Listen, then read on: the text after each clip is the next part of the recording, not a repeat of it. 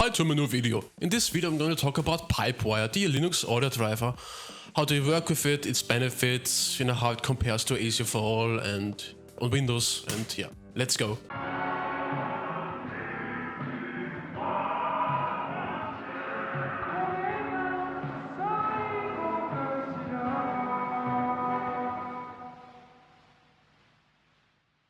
In regards of audio production, I've already made many different videos, how to install bottles, for example, the Flatpak to install Windows audio plugins, how to set up your operating system in general to optimize it for that purpose.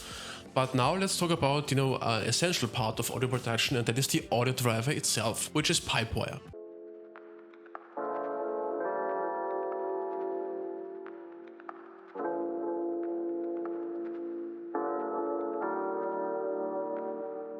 Pipewire is an amazing tool, and yeah, so I'm going to talk about Pipewire and Qjackctl. What is Qjackctl, how it's useful, beneficial to you, and yeah.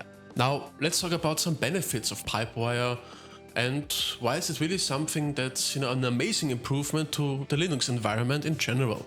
Because when I said earlier that Pipewire is an amazing audio driver, I wasn't telling exactly the truth, because Pipewire is not just an audio driver, but also a video driver utility. It is amazing for audio production, but also for video production in general. So yeah, it gives way more advantages, way more flexible than you can imagine, and it grants unified access to video and audio, which is something Windows users can only dream of. One thing I think I talk about in every video: far lower latency, and that is because the Pipewire audio driver on Linux is differently integrated into Linux than the ASIO for all driver is in Windows. What do I mean with that? Because in Windows you can imagine the ASIO for all driver sitting in between rigid codes. Windows itself is bloated, dysfunctional, etc. And with ASIO for all it's more and the ASIO for all driver is it's better than nothing, but if you've worked with it in home production in general, it's not really the most stable.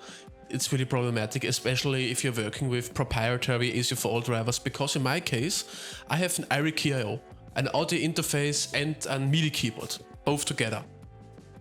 And I at first had the proprietary ASIO for all driver, but then I switched to the general ASIO for all driver because it did not work, and the general ASIO for all driver also just occasionally worked. And then I had, it crashed, it caused, to a high pitched noise permanently because of software errors, etc., which is on Linux not the case. Because the Pipewire audio driver or video driver is deeply integrated into the system itself. So you don't have, the central operating system, and outside of it is, the ASIO for all driver. But in Linux, Pipewire is is a fundamental part of the operating system itself. And it gives a far lower latency, far more stability, far better ease of use, etc. Pipewire is compatible with ALSA, with Pulse, etc. I'm just going to show this to you, but as I said previously, it's unified access to different audio drivers, audio functions, videos, playlists, functions, utilities in general. It's more a central control unit than one specific individual program. It grants you far more security benefits, etc., because it limits access programs have over others in general, and gives a far better overview. Far higher stability, far better performance, even on lower end hardware, but on the same hardware compared to Windows, you can decrease the latency latency so the system runs through the system faster, and you can really get a far better production. In terms of audio production, audio engineering, etc., you can generate a far better performance. And since it's part of Linux and Linux is open source, everyone can work with it, enable certain functions, add different functions, everyone can look into the code, fix some bugs, etc. And yeah, so it's immensely improving day after day.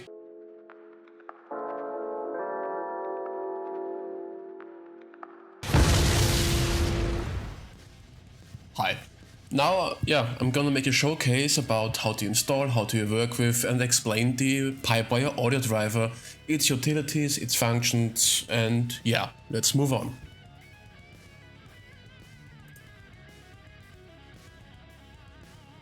I'm working on EndeavourOS, which is an Arch derivative. In your case, the path of installation might differ. I've made a showcase for ZorinOS, in which I installed the audio driver. So yeah, I mean, yeah, in each Linux distro, the way of installing a package might be different. The programs themselves work the same, with the exception that, for example, that in Arch Linux or EndeavourOS, which is an Arch derivative, they usually Arch users have access to newer versions than your Fedora or Debian users would have. But other than this, there is not a real concern of yours. So now this is Arch specific. I mean, the installing packages. Now first, lib32 pipewire. It's the 32 version of pipewire to interact with certain packages, which are 32-bit. Especially if you, for example, want to record your virtual machine. You have your Linux host inside a virtual machine in which you have Windows running, for example, and you want to record this, something like this.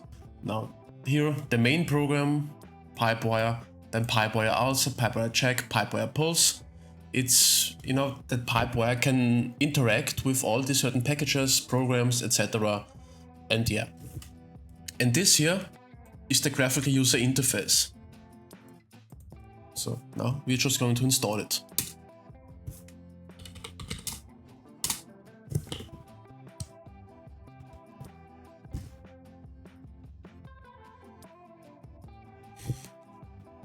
And then you can just go here, Qjackctl,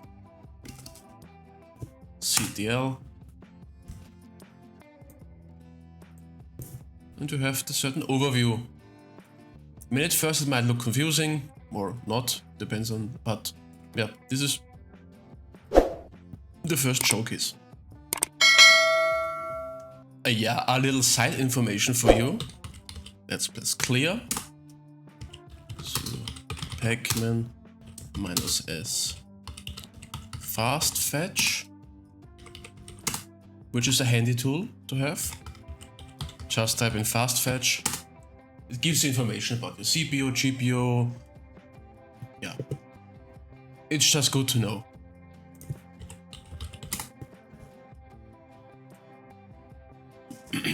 So now I have shown you the installation process on Arch-based distros. Now I will show you the same on Fedora systems. And at first we have to install RPM Fusion. RPM Fusion is basically integrate additional repositories to install packages from for Fedora systems. In the description you can find all of these commands, just copy paste them.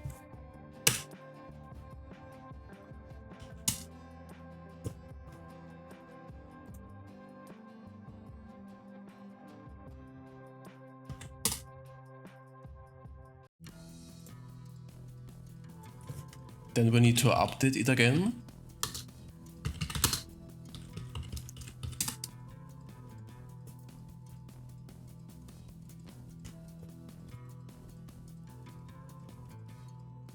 Then we can try if RPM installation was successful. Install a VLC player, for example, or darktable for photo editing.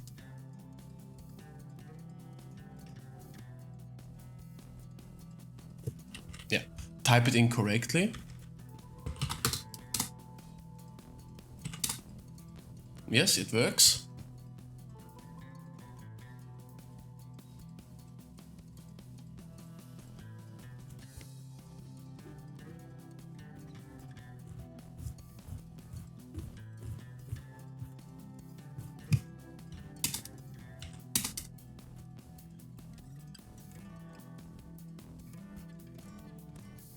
And so now we can install all the necessary pipewire packages we need. Yeah, as you can see, basically the same, but a few are just named differently.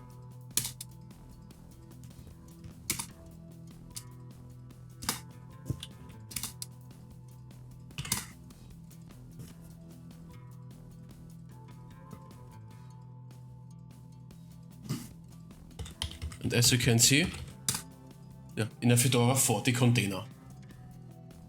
Now in a Debian 12 container system. Now the exact same installation in Debian 12.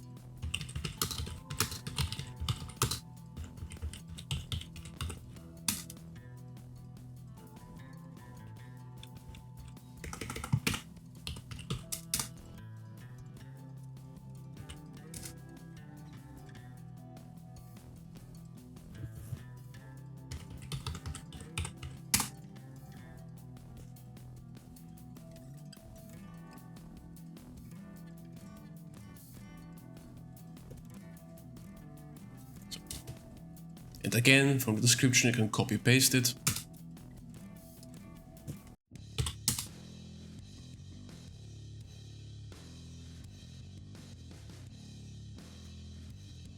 Yeah. If you want to run Qjackctl with real-time preorders, you need to start in blah blah blah real-time permissions. Do you want to enable this? Yes, we do. And just let it do its thing. And now we are going to install all the same packages in Ubuntu.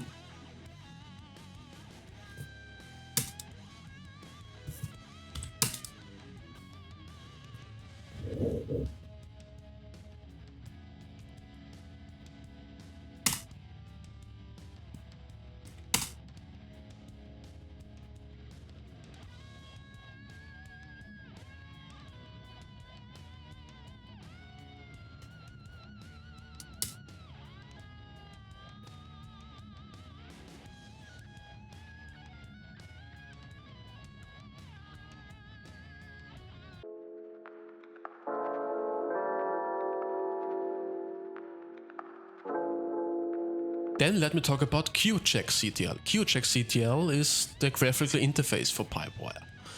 And Pipewire has one immense advantage, or one of many advantages, is that the routing process is far superior with Qjackctl because it's via a user interface, a graphical user interface, in which you can give the output of one program into another.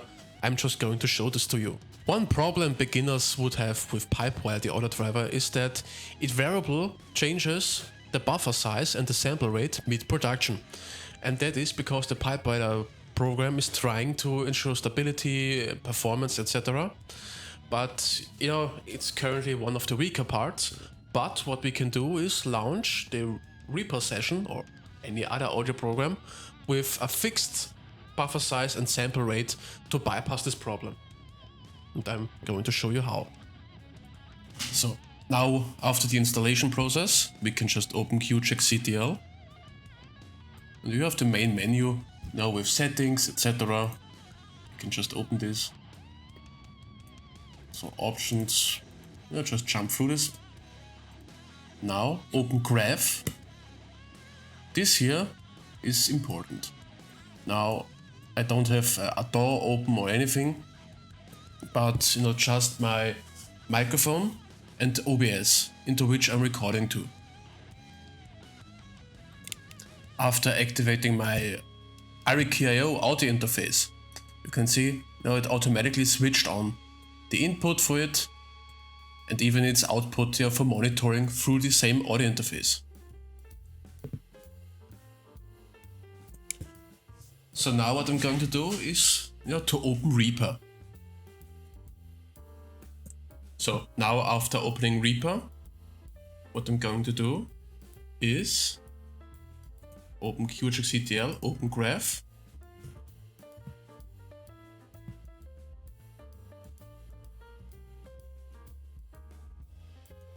So now this might look a bit confusing, so let me just zoom in. Now, what are we having here? At first, I think it's better if I just move these ones to the side first. MIDI bridge. So this is I'm going to need.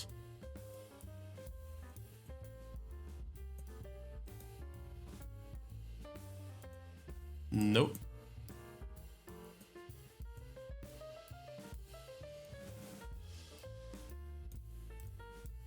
So this here is Reaper.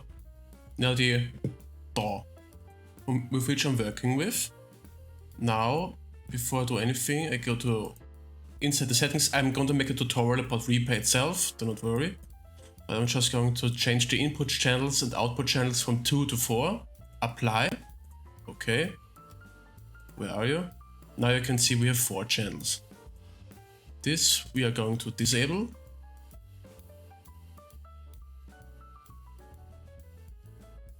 So. Now what are we having here? This is my microphone with which I'm currently recording my audio with. As you can see, the fact that you can hear me is because I'm recording with OBS and I have channeled my audio directly into OBS. So now here, this is where my guitar is jacked into. And it's currently nowhere connected. What I'm just going to do, take this input channel, this output channel, and give it into input channel 3, which then allows me, so I'm going, now you will hear me double times, I will fix it.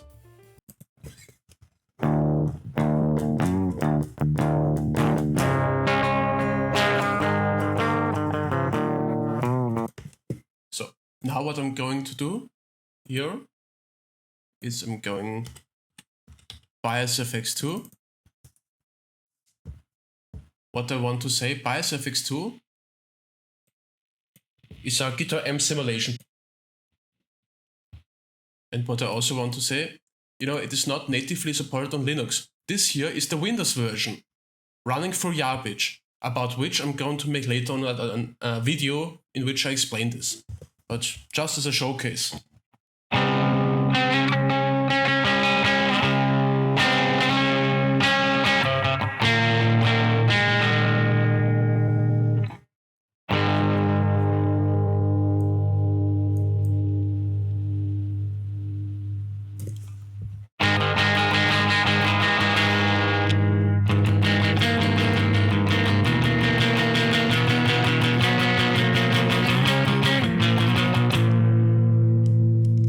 As you can see, now this is the guitar you're currently hearing,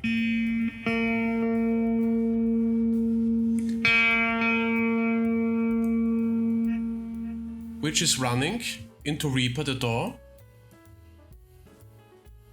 and with its output, and since OBS is recording all the sounds being recorded, now they are channeled in here. Now, for example, what if you have opened, for example, let's take this one. Let's just say the output of Reaper is channel 1 and 2, the main output for the master. Now, for example, what if you are in let's give a real example, in a WebEx or some streaming, I don't know.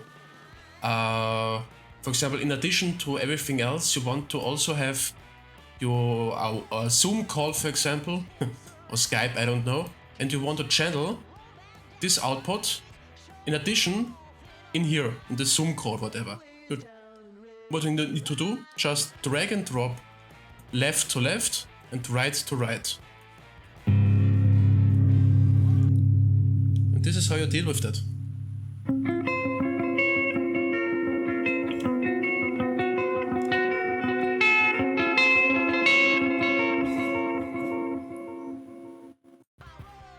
And yeah, so what you can do with any input, you can say, I take this, put it in here,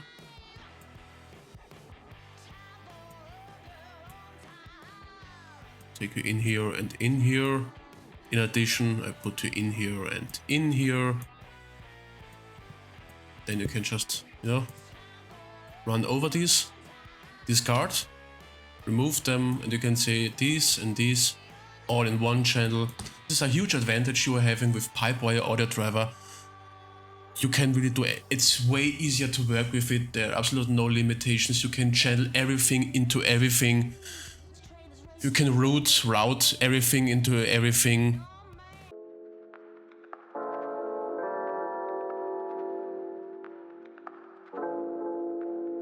Now, one issue we need to solve is that when you work with Pipewire, it has one nasty characteristic. I would not say this, but it just automatically during recording, during your audio session, it will dynamically change the buffer size and the sample rate, which is not something you want to have. This is, but there's an easy way to bypass this, and we do this by launching Reaper with a Pipewire-Audiodriver session with fixed buffer size and sample rate.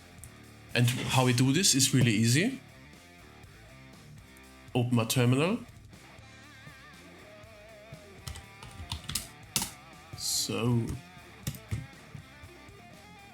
what we are going to do is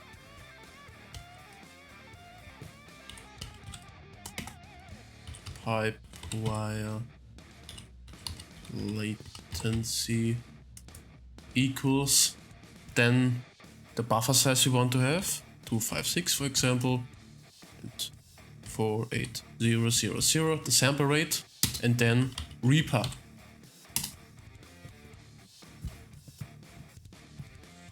Voila, this is how we do this. Thanks for watching this video. Keep working because there's still much to, so do. And go read Berserk.